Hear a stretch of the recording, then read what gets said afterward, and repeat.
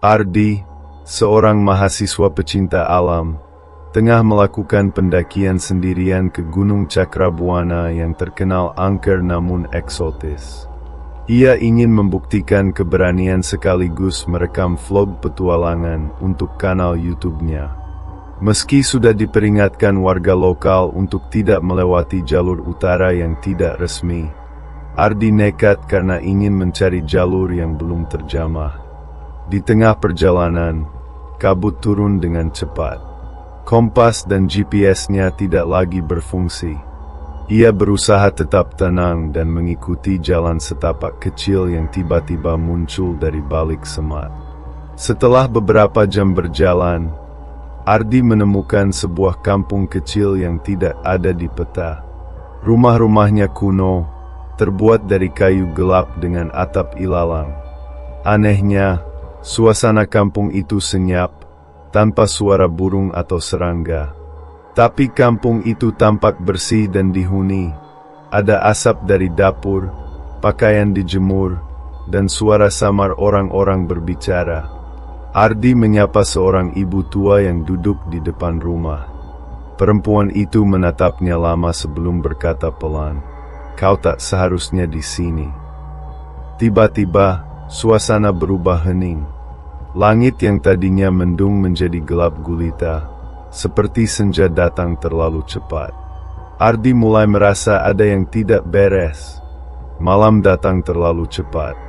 Ardi memutuskan untuk menginap dan ditawari tempat oleh seorang lelaki tua berjubah lusuh. Rumahnya dipenuhi benda-benda aneh, boneka jerami tergantung, lukisan wajah-wajah mengerikan, dan bau kemenyan menyengat. Saat malam tiba, Ardi mendengar suara gamelan dari kejauhan. Ia keluar dan melihat arak-arakan orang-orang kampung mengenakan pakaian putih mengelilingi sebuah sumur tua. Mereka tampak kesurupan, menari dan tertawa sambil menangis. Tiba-tiba semua mata menoleh ke Ardi. Seorang nenek mendekat dan menyentuh dadanya sambil berkata, "Darahmu asing. Kau harus jadi tumbal, agar jalan kami tetap tersembunyi." Ardi lari terbirit-birit ke dalam hutan. Namun kemanapun ia pergi, ia kembali ke kampung yang sama. Seolah kampung itu melingkupinya. Di setiap sudut, wajah-wajah penduduk berubah, mata mereka menghitam, senyum mereka lebar tak wajar. Ia mencoba merekam dengan kameranya, tapi layar hanya menampilkan statik. Dalam panik, ia menemukan seorang anak kecil bernama Sari yang tampak normal dan ketakutan. Sari berkata, "Aku juga tersesat dulu. Tapi kalau kamu mau keluar, kamu harus menukar tempatmu dengan orang lain." Sari membawa Ardi ke sumur tua, pusat kekuatan kampung itu. Di sana, arwah penjaga kampung muncul dalam wujud wanita berambut panjang dan gaun merah. "Tinggalkan jiwamu, dan tubuhmu akan bebas.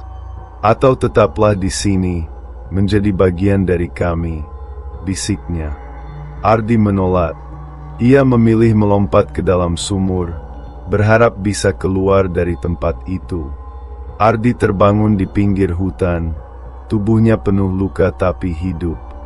Ia dibantu oleh pencari kayu yang mengaku tak pernah mendengar kampung seperti yang Ardi sebutkan. Tapi saat Ardi membuka tasnya, ia menemukan satu hal yang membuat darahnya membeku. Kamera vlognya merekam seluruh kejadian di kampung itu, termasuk arak-arakan, wajah penduduk yang menyeramkan, dan dirinya sendiri sedang menari seperti orang kesurupan di antara mereka. Adegan terakhir memperlihatkan Ardi menatap langsung ke kamera dan tersenyum lebar, lebih lebar dari manusia manapun. Beberapa hari setelah kembali ke kota, Ardi merasa tidak tenang. Ia mengalami mimpi buruk setiap malam. Dirinya menari dengan penduduk kampung gaib, sumur tua yang memanggilnya, dan suara gamelan yang terus terdengar samar dari balik dinding. Kamera vlognya tetap menyala setiap malam, meski sudah dimatikan.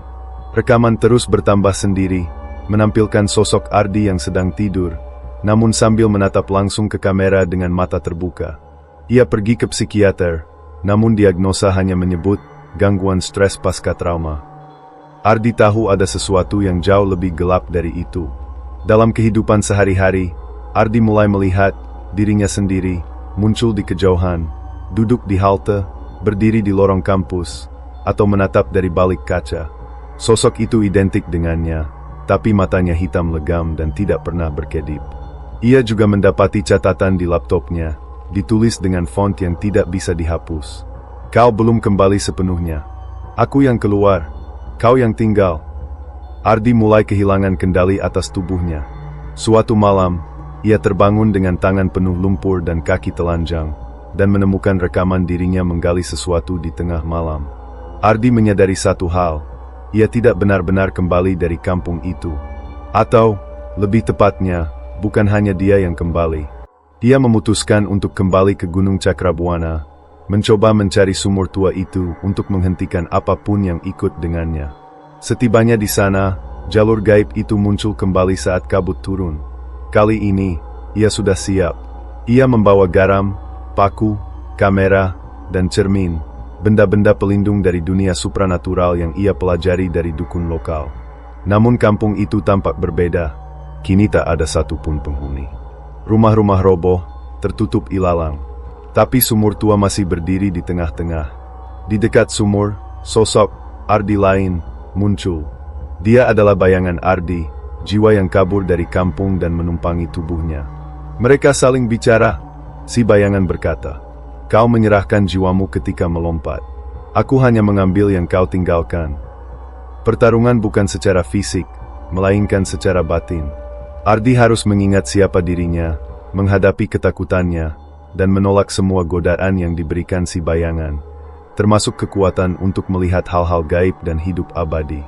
Dalam ritual cepat, Ardi menjatuhkan cermin ke dalam sumur dan membaca mantra dari buku dukun, mengurung sosok bayangan kembali ke dimensi aslinya. Ardi terbangun di hutan. Kali ini, tidak ada yang aneh. Ia kembali ke kota, merasa jauh lebih tenang. Rekaman vlog di kameranya telah hilang, digantikan dengan video kosong. Namun, di cermin rumahnya, sesekali, ia masih melihat sosok dirinya berdiri di belakang pantulan, menatap dengan mata gelap, tersenyum samar. Dan pada suatu malam, sebelum tidur, Ardi melihat sesuatu yang membuat darahnya membeku.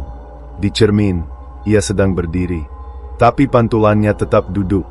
Setelah kejadian dengan pantulan cermin yang tak mengikuti gerak tubuhnya, Ardi merasa dirinya belum bebas.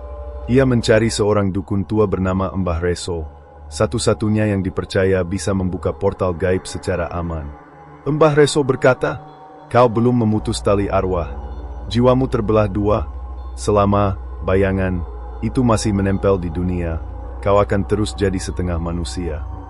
Untuk benar-benar bebas, Ardi harus kembali ke kampung gaib saat Wancingalanglang, yaitu malam 1 Suro, waktu di mana dunia nyata dan dunia gaib paling tipis batasnya. Malam 1 Suro pun tiba. Dengan bantuan Mbah Reso, Ardi melakukan ritual pembuka jalur gaib. Ia membawa benda-benda yang pernah menjadi saksi perjalanannya. Rekaman kamera pertama, tanah dari kaki sumur, cermin yang menunjukkan sosok bayangan. Ia melewati gerbang gaib, dan kali ini kampung itu tidak hanya sepi, kampung itu membusuk. Pohon-pohon mati, rumah-rumah runtuh, dan aroma busuk memenuhi udara. Di tengah kampung, ada satu tempat yang tetap berdiri utuh. Balai desa tua yang dulunya tak pernah ia lihat. Di dalamnya, bayangan Ardi duduk di kursi besar, dikelilingi wajah-wajah familiar. Sari, wanita berbaju merah, para penari. Mereka semua kini tampak seperti boneka rusak, wajah terbelah, mata bolong, tubuh layu. Bayangan Ardi berbicara, "Aku adalah bagian dari keberanianmu yang berubah jadi kesombongan. Kau kesini bukan untuk mencari kebenaran, tapi membuktikan kau tak takut. Sekarang, kau harus menanggungnya." Untuk melepaskan ikatan, Ardi harus membakar tubuh kembarannya sendiri. Sosok yang kini menjadi penjelmaan dirinya yang telah terserap kegelapan. Namun, saat hendak menyalakan api, sosok itu menangis, menggunakan suara Ardi sendiri. "Kita satu. Kalau aku terbakar, kau pun lenyap." Disinilah Ardi menyadari, Ia tak boleh melawan dengan kebencian. Ia justru memeluk sosok itu, menerima semua bagian dirinya, ketakutan, arogansi, luka masa lalu. Pelukan itu membuat sosok bayangan meleleh menjadi cahaya, dan seluruh kampung terbakar cahaya putih. Suara gamelan berhenti. Wajah-wajah menyeramkan larut menjadi angin. Ardi terbangun di kaki Gunung Cakrabuana, tapi kali ini tidak dalam keadaan panik.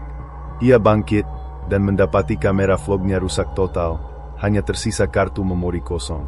Saat ia kembali ke rumah, pantulan di cermin sudah normal. Ia mencoba merekam vlog baru untuk menjelaskan kisahnya, tapi tak ada satupun footage lama yang bisa ditemukan. Semuanya menghilang, seolah memang tak pernah ada. Namun, saat membuka lemari kameranya, ia menemukan sebuah boneka jerami kecil, sama seperti yang digantung di rumah penduduk kampung gaib dulu. Ardi menatapnya lama, lalu membakarnya. "Kita sudah selesai," katanya pelan.